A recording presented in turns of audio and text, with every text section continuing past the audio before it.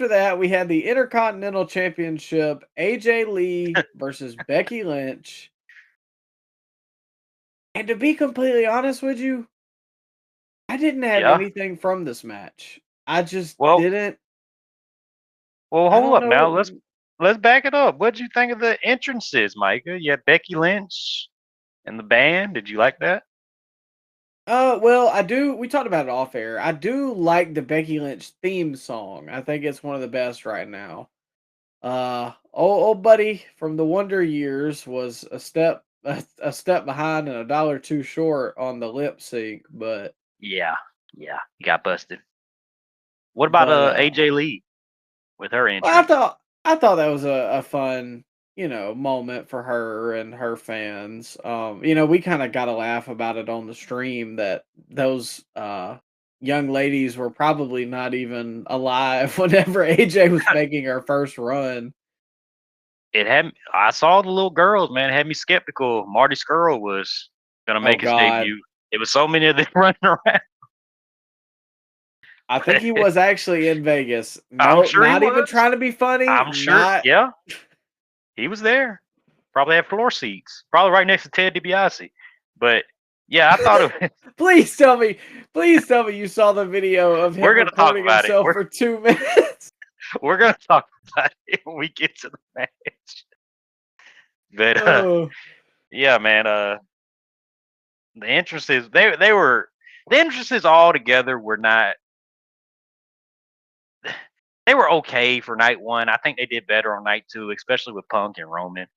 But yeah, the match it was there. It was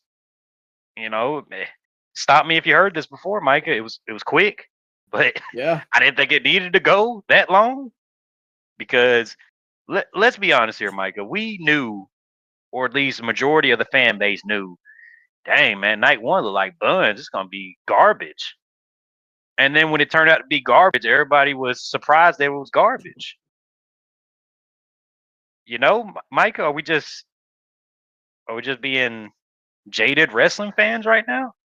No, I mean, I agree with you. I don't know. I think for the past few years, at least night one has had something. Like last year, I remember the undercard to night one being real iffy. Like, no hate, but like one of the matches was the New Day versus the Viking Raiders. Like, come on. Hey, come But on. they sent it home with that excellent triple threat Seth, Roman, and Punk. So you at least had something like a good taste in your mouth. I This didn't. to me just I don't think it ever got off the ground other than Gunther Seth maybe. And you know what? I prefer this WrestleMania to last year's just because of all the multi-man matches we got on last year's Mania that really bothered me. At least this year we got some one-on-one matches, which I prefer. Last year I think it got a little too multi-man happy. But yeah, AJ Lee, Becky Lynch didn't go long. They didn't do much. Uh, the fans were kind of dead, but Jessica Carr, of course, steps in and gets involved in the match once again. They've been building this up for. You know who got the biggest reaction of the match was Jessica Carr. Yeah. Are you just waiting on her to potato Becky? Is that what you're waiting on, like me, Micah?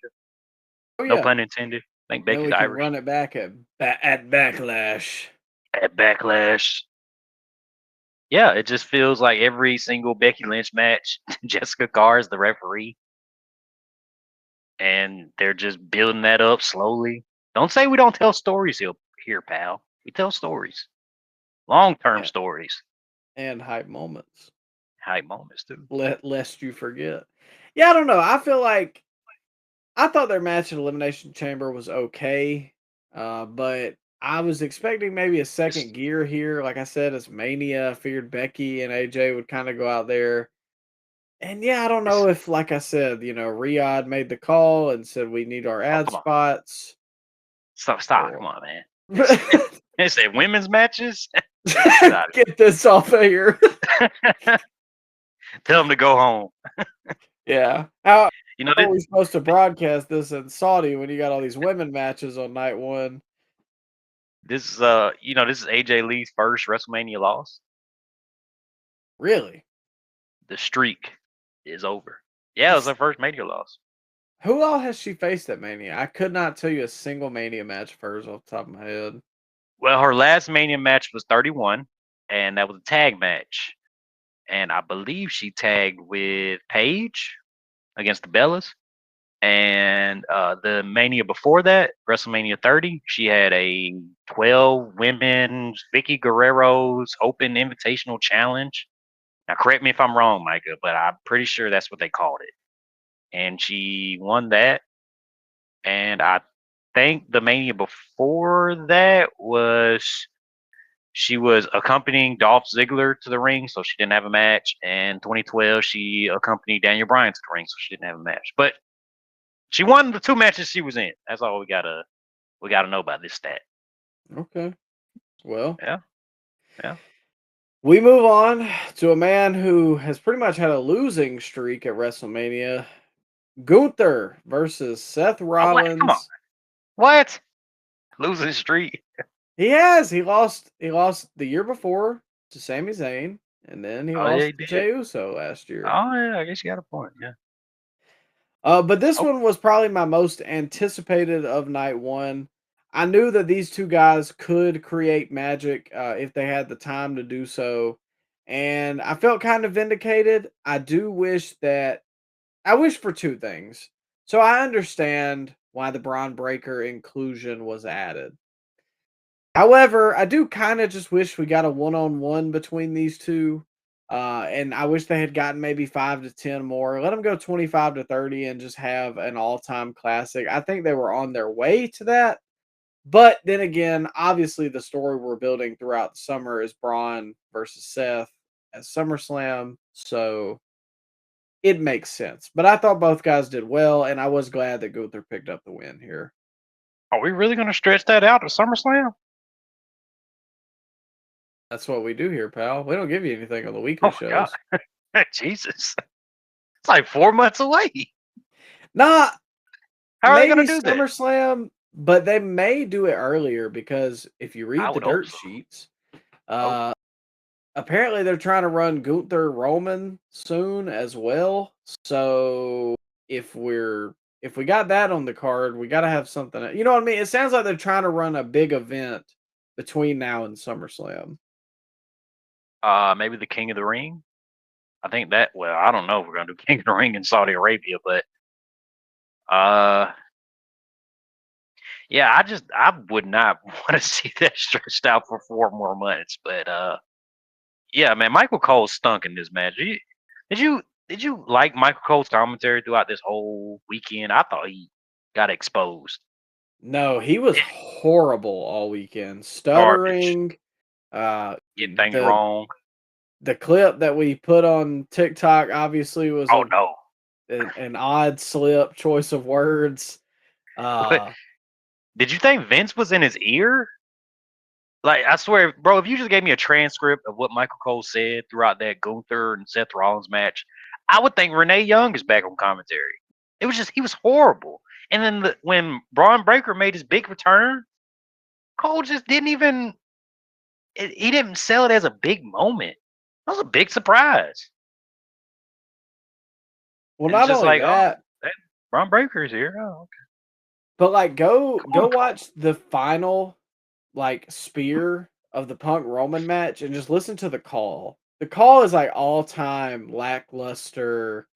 Like, can you imagine JR? You know what I mean? It's just Oh, I man. think Cole is getting to that point, and I think they said this was like his 25th WrestleMania or something. So And they gas him up like he's the greatest announcer of all time, man. And just because you've been around for 30 years don't make you the greatest. I'm sorry. He wasn't good in 2007, he wasn't good in 97, and he's not good now.